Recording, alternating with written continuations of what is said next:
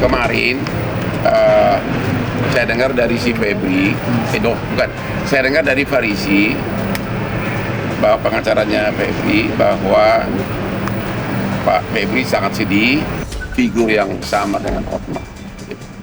Tidak ada figur yang sama kelasnya dengan Hotman.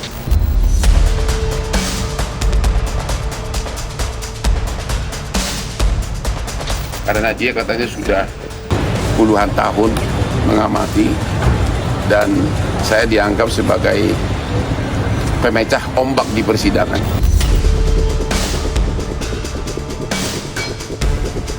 Di sini bukan sekedar percaya dirinya ya, tapi dia memang percaya diri karena yakin dia tetap akan menang. Jika dia tidak yakin, dia tidak akan melakukannya.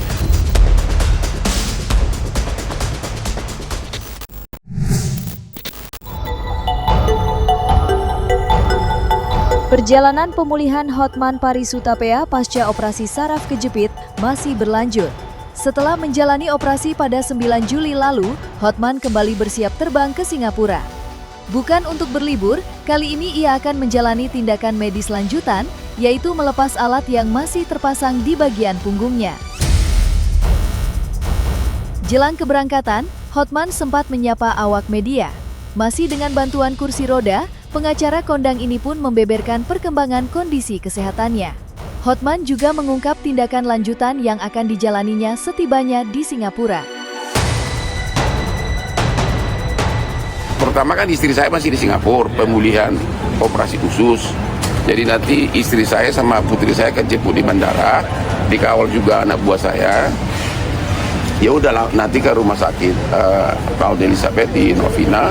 Enggak, istri saya memang pemulihan, dia kan bekas karena kemarin operasi khusus, jadi pergi lagi ke sana untuk mengambil alat yang selama ini masih ada ditanam untuk, karena sudah hampir sembuh, udah dicabut dan sudah mulai sehat karena kemarin kan operasi khusus kan.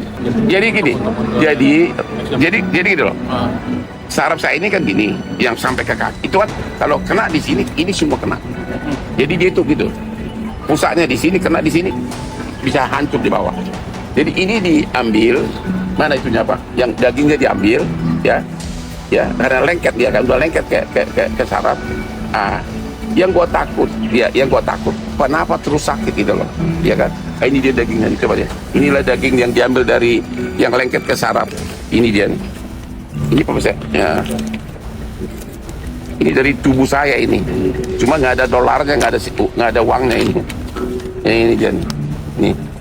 Ini daging yang diambil udah lengket, udah lepas dari namanya spine, udah lengket ke saraf, sehingga saraf itu jadi ketekan.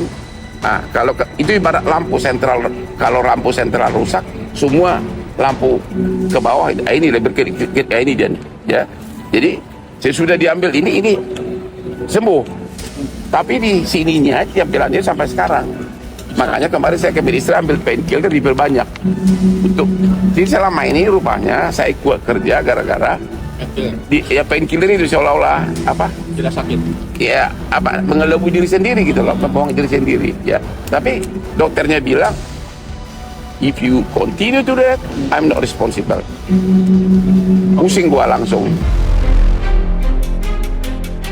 Bukan hanya soal kondisi kesehatannya, Hotman Paris Hutapea belakangan ini juga dihadapkan pada keputusan besar dalam perkara hukum yang sempat ia tangani. Seperti yang kita tahu, Hotman baru saja melepas perannya sebagai kuasa hukum Febri Ardiansyah, mantan Jabitsus yang kini terseret dalam kasus dugaan korupsi dan TPPU. Padahal sebelumnya, langkah Hotman dalam mendampingi Febri sempat menuai beragam reaksi dari publik. Tak sedikit tekanan dan kecaman turut dialatkan kepadanya. Namun pada saat itu, Hotman tetap memilih untuk menjalankan perannya sebagai bentuk profesionalitasnya sebagai seorang pengacara. Namun pada akhirnya, di tengah kondisinya yang masih harus menjalani perawatan dan pemulihan, Hotman memutuskan untuk mundur. Keputusan ini pun menjadi penanda berakhirnya keterlibatan Hotman dalam perkara yang sebelumnya sempat menjadi sorotan tersebut. Lantas, seperti apa penjelasan Hotman mengenai kemundurannya sebagai kuasa hukum Febri Ardiansyah? Dan seperti apa Pula reaksi psikolog Mintarsih menyikapi keputusan Hotman tersebut?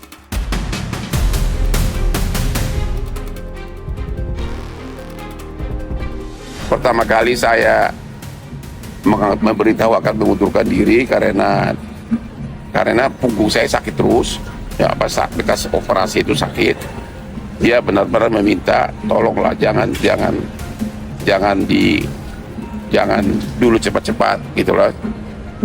Minimum beberapa minggu lagi, ya kan. Selalu dia bolak-balik, kamu atau emang gua pemecah ombak, atau maksudnya apa pemecah ombak, saya ngerti. Kamu adalah pak figur yang benar-benar nggak ada tandingannya dalam persidangan, katanya kan. Ya akhirnya saya diam, nggak bisa jawab yes atau tidak, ya nggak saya jawab yes atau tidak itu 3 hari lalu. Tapi kemarin pagi saya bisikin pengacaranya yang satu lagi, gua nggak bisa, harus umumkan. Makanya dia nggak tahu saya umumkan, ya. Tapi udah bilang sama pengacara yang satu, itu Farisi. Dan ya udah begitu dia baca itu, dia telepon pengacara yang lain, dia sangat diamlah lama katanya.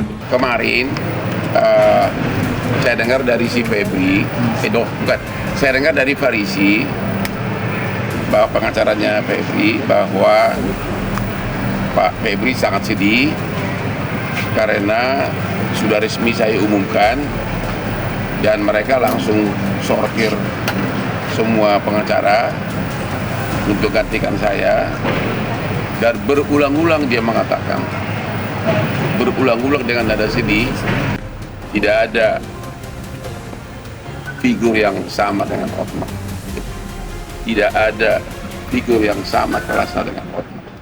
Karena dia katanya sudah puluhan tahun mengamati dan saya dianggap sebagai pemecah ombak di persidangan. Di sini bukan sekedar percaya dirinya ya, tapi dia memang percaya diri karena yakin dia tetap akan menang. Jika dia tidak yakin, dia tidak akan melakukannya. Dia mungkin pada saat awal beranggapan cukup dengan pernyataan bahwa Febri, bahwa yang penangkapan ini salah. Kenapa salah? Karena seharusnya melaporkan dulu ke presiden. Padahal itu kan dari banyak ahli mengatakan itu tidak ada. Jadi dia tidak perlu lapor ke presiden. Di situ kan kita sudah lihat keberanian untuk membuat suatu kebohongan demi untuk memenangkan sesuatu. Dan yang dimenangkan siapa? Yang dimenangkan adalah orang yang dimusuhin oleh banyak orang. Jadi kita lihat bahwa ya kan sebetulnya terlalu banyak orang yang menganggap Febri itu keterlaluan. Keterlaluan, jumlah yang ada pada dirinya begitu banyak. Walaupun belum dibuktikan itu milik siapa, tapi itu secara nyata dianggap sebagai tanggung jawab dari Febri. Mungkin Febri plus macam-macam orang, mestinya demikian karena dia bukan bekerja seorang diri, tapi jelas yang telah diambil, yang telah dikhianati, yang mengkhianati masyarakat adalah jumlah yang sangat besar, yang sangat cukup untuk membuat suatu kemiskinan pada masyarakat yang sekarang sudah kesulitan.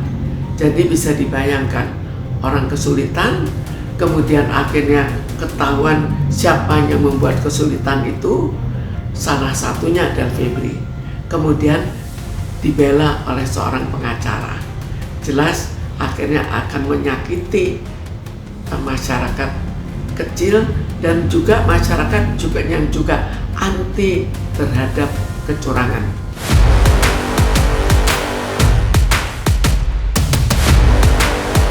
Polemik yang menyiringi langkah Hotman Paris dalam perkara Febri Ardiansyah ternyata juga menyentuh lingkungan keluarganya. Tak hanya harus menghadapi berbagai kritik dari masyarakat, Hotman juga dihadapkan pada sikap berbeda dari dua putranya, Frank Alexandre dan Fritz Hutapea. Kedua putranya sama-sama menyayangkan keputusan sang ayah untuk turun langsung mendampingi Febri Ardiansyah yang terjerat perkara dugaan korupsi dan TPPU yang disebut melibatkan 3 perusahaan. Perbedaan sikap ini pun sempat menjadi perbincangan hangat, terlebih setelah Frank melontarkan sindiran yang kemudian ramai diperbincangkan di media sosial. Alhasil, di tengah ramainya polemik hukum yang menyeret nama Febri Ardiansyah, Hotman Paris tak hanya berhadapan dengan tekanan dari luar. Ia juga harus menghadapi dinamika di dalam keluarganya sendiri, ketika pilihannya sebagai seorang pengacara ternyata tak sepenuhnya mendapat dukungan dari orang-orang terdekatnya. Lantas seperti apa jawaban Hotman menyikapi adanya konflik dengan dua anak laki-lakinya itu?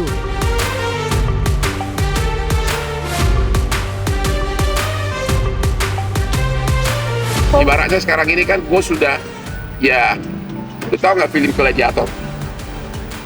Nah, nonton Gladiator, raja sudah berumur, ada jenderalnya yang jago, ada bersaing dengan keturunan asli. Itu karena film Gladiator.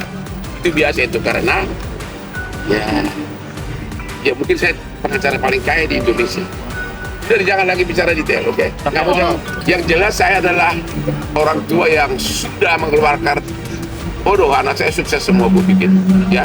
Dan sekarang dengan harta saya yang cukup, yang mungkin di kalangan pengacara number one, ya Anda tahulah, ya Anda tahulah, ya. Mobil mewah gue di garasi, ya mungkin dia ingin pengen ini, udahlah. Ya padahal gua kan masih gua berdansa sampai pagi. Izin. Udah jangan tanya lagi itu. Jadi kita lihat serangan dari awal dari anaknya. Anaknya itu jelas bagi dia suatu penekanan, mentalnya jelas jatuh kan. Cuma jatuhnya masih kuat mentalnya. Kenapa kita bisa lihat masih kuat? Karena dia masih bisa marah ke wartawan. Jika mental hanya karena anak sudah jatuh, maka pada saat itu dia sudah akan berpikir untuk mengundurkan diri atau melaporkan dirinya sakit. Tapi ternyata dia tetap berlanjut dengan gagahnya. Sekarang akhirnya terjadi lagi pada wartawan. Setelah wartawan, langsung masyarakat. Jadi kalau sudah masyarakat, akhirnya kan dia bukan ketakutan, tapi mentalnya down sekali. Seorang yang biasa dianggap sangat hebat, dianggap mempunyai power, akhirnya tiba-tiba tidak punya kekuatan. Itu sama seperti misalnya seorang yang post power syndrome. Itu mirip juga kan, dia punya kekuatan, tiba-tiba hilang kekuatannya. Ini yang terjadi pada Hotman. Belum selesai dengan polemik seputar perkara yang ditanganinya, Hotman Paris kembali mendapat sorotan karena pernyataannya kepada awak media. Ucapan Hotman usai mendampingi pemeriksaan Febri Ardiansyah tersebut diketahui berujung pada laporan yang dilayangkan Persatuan Wartawan Indonesia atau PVI. Kejadian ini bermula saat Hotman tengah memberikan keterangan kepada sejumlah wartawan. Namun suasana berubah tegang setelah terjadi perselisihan dengan salah satu pihak di lokasi. Pernyataan yang disampaikan Hotman dalam situasi tersebut kemudian menuai keberatan karena dinilai menyinggung hingga merendahkan profesi jurnalis. Persoalan ini pun kemudian berlanjut dengan adanya laporan dari PVI. Meski demikian, sampai saat ini belum ada kabar terbaru mengenai perkembangan penanganan laporan tersebut. Di sisi lain, Hotman Paris sendiri telah memberikan penjelasan terkait pernyataannya. Ia menegaskan bahwa ucapannya sama sekali tidak dimaksudkan untuk menghina atau merendahkan profesi wartawan.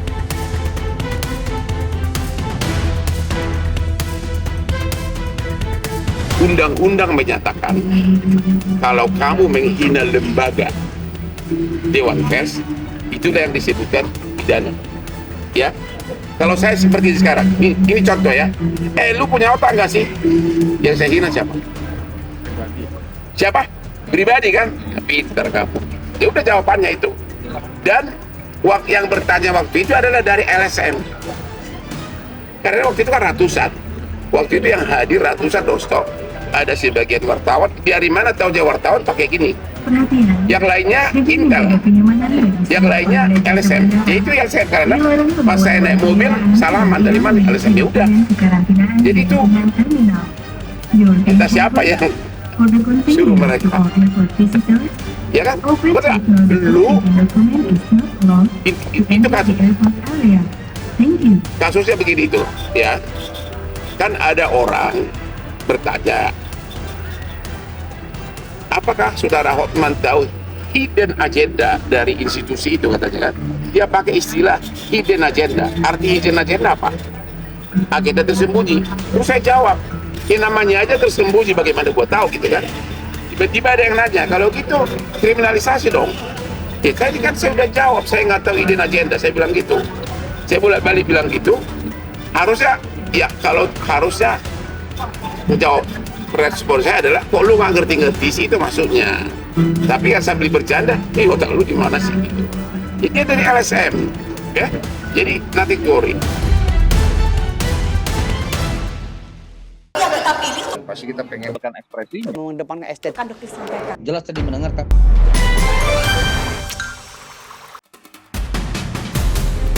Dan jangan lupa untuk like, subscribe dan juga share channel YouTube Cumi Cumi.